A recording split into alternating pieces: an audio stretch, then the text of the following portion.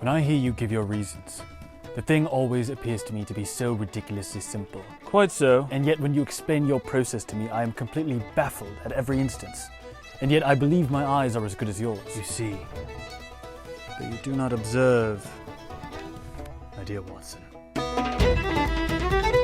Experience determines experience. And though fictional, everyone who comes across any of the stories of the great English detective, either in blockbuster films, the BBC show, various adaptations, or the original novels by Arthur Conan Doyle, Sherlock Holmes has captured us and fascinated us. There's a special exchange between Sherlock Holmes and Dr. Watson that I think very well captures how we feel about Sherlock. In this exchange, Watson is telling Holmes that he thinks everything he comes up with is very reasonable. He himself can see that line of reasoning. Holmes asks Watson a very simple question. How many steps are there on our walk up to Baker Street? And Watson says, of course, he doesn't know. Sherlock Holmes responds that there are 21 steps, and he remembers that. That is the differentiation between us, the viewer, and Holmes. I have been fascinated with the character of Sherlock Holmes actually since the Robert Downey Jr. Guy Ritchie movies. And though what Sherlock Holmes represents in the novels and pop culture at large seems larger than life, something totally unreasonable to do ourselves,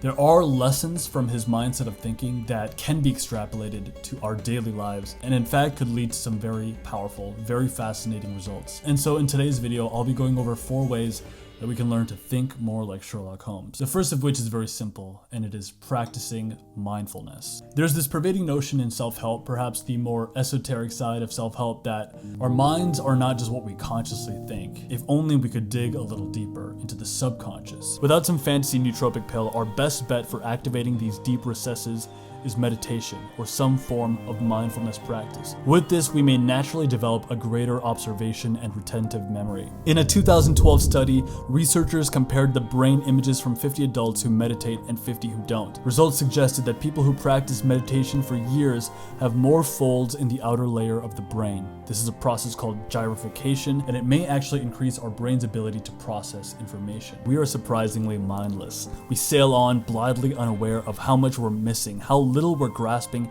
even of our own thought process. Like Watson, we would plod along, but we would never know how many steps there are on the walk up to our door. Many figures, both real and in pop culture, have access to a supernatural level of presence, whether it's John Wick in his Assassin movie series, or Jason Bourne, who has the situational awareness to know all the license plates outside of the diner. Just because we do tend to plod along doesn't mean we have to. We do have access to a deeper level of awareness that comes with mindfulness. Make no mistake, in our pursuit to have the deductive and observational prowess of the good detective, meditation is the place to start. Principle number 2 is to systemize your thinking with the scientific method. When we think of the scientific method, we tend to think of an experimenter in his laboratory, probably holding a test tube and wearing a white coat.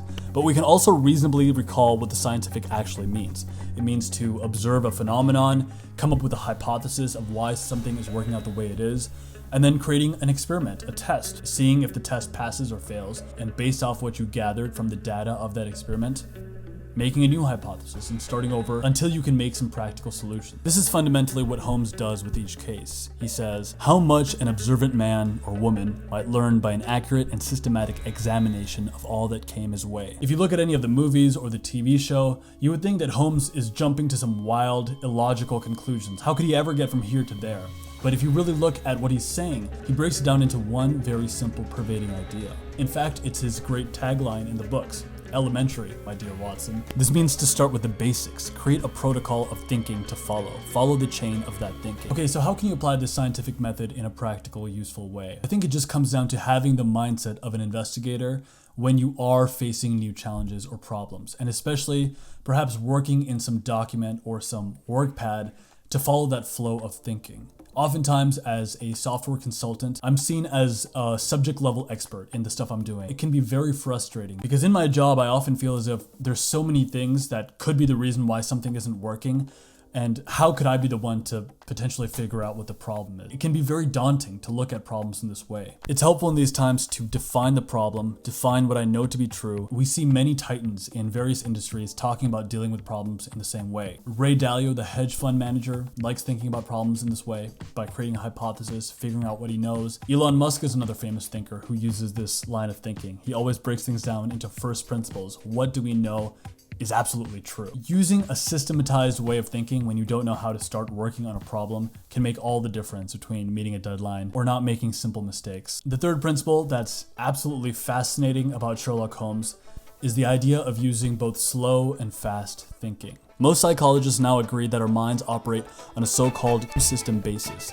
One system is fast, intuitive, reactionary, kind of constant fight or flight vigilance of the mind. It doesn't require much conscious effort to make those decisions, but it's the kind of thinking that would kick in if you saw someone sketchy on a train and you just knew instinctively that you had to get off. Or if you're just making a bunch of rapid fire decisions like answering simple things on an email, deciding what to eat, deciding what to wear. The other one is slower, more deliberate, more thorough, but also more cognitively costly. You might think that slow thinking is superior to fast thinking, but slow thinking actually consumes more glucose. It's much more intellectually demanding, and it can really wear you out. It can burn you out if you use it all the time. That's why it's very important to use slow thinking and fast thinking appropriately. Impressively, at times we see him doing slow and fast thinking seemingly at the same time, specifically in that famous movie scene Discombobulate, where he's very quickly doing slow thinking, like a sequence of chess moves, how to destroy his enemy. When speed is of the essence, when improvisation is necessary, or when the decision you're making is trivial, try to make that decision quickly, without much mental effort.